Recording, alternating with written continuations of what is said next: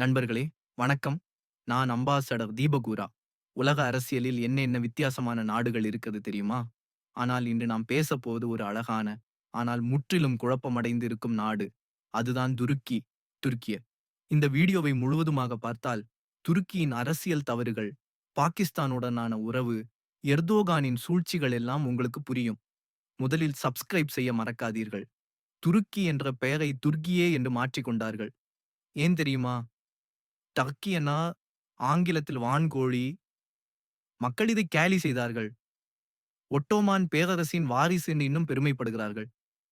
ஆனால் ரஷ்யா இவர்களை ஐரோப்பாவின் நோயாளி, சிக் மேன் ஆஃப் யூரோப் என்று கிண்டல் செய்தது. ரெசப் தைப் எர்தோகான், நான் இவரை அதாதர்பான் என்று கூப்பிடுவேன். இவர் கடுமையான இஸ்லாமியவாதி.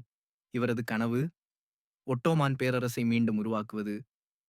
2016இல் குலேன் இயக்கத்தினர் எர்தோகானை எதிர்த்து கிளர்ச்சி செய்தார்கள். எர்தோகான் 1,00,000க்கும் அதிகமானோரை சிறையில் வைத்தார். துருக்கியின் தவறான தேர்வுகள். முதல் உலகப் போர். ஜெர்மனியுடன் சேர்ந்தார்கள். தோல்வி. 2ஆம் உலகப் போர். மீண்டும் தவறான கூட்டணி.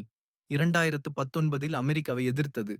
டொனால்ட் ட்ரம்ப், உங்கள் பொருளாதாரத்தை அழிப்பேன் என்று ட்வீட் செய்ததும் துருக்கிய லீரா வீழ்ச்சி.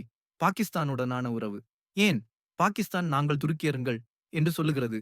ஆனால் துருக்கியர்கள் இவர்களை வீட்டு வேலைக்காரர்கள் போல் நடத்துகிறார்கள். 1971இல் இந்தியா பாகிஸ்தான் போர். பாகிஸ்தான் இந்திய கடற்படை கராச்சியை தாக்கியது என்று அழுதது. துருக்கி ஒரு போர்க்கப்பலை அனுப்பியது. நாம் விளையாடாதீர்கள் என்று எச்சரித்ததும் துருக்கிய கப்பல் ஓடிவிட்டது. துருக்கியின் எதிர்காலம் என்ன ஆகும்? பொருளாதாரம் சரிந்து கொண்டிருக்கிறது. சுற்றுலா குறைந்துள்ளது. பயங்கரவாத தாக்குதல்களுக்கு பிறகு எர்தோகான் இந்தோ பசிபிக் பிராந்தியத்தில் தவறான கூட்டணிகளை தேர்ந்தெடுக்கிறார். அதாதர்பான், நீங்கள் எங்கள் பிராந்தியத்துல இந்தியா தலையிட வேண்டாம். உங்களால் என்னை சமாளிக்க முடியாது. உங்கள் பொருளாதாரத்தை நான் ஒரு நாளில் அழித்து விடுவேன். உங்கள் போராட்டங்களை கிரீஸ், ஐரோப்பா எங்கேயாவது செய்யுங்கள். ஆனால் பாகிஸ்தானுடன் சேர்ந்து விளையாட வேண்டாம்.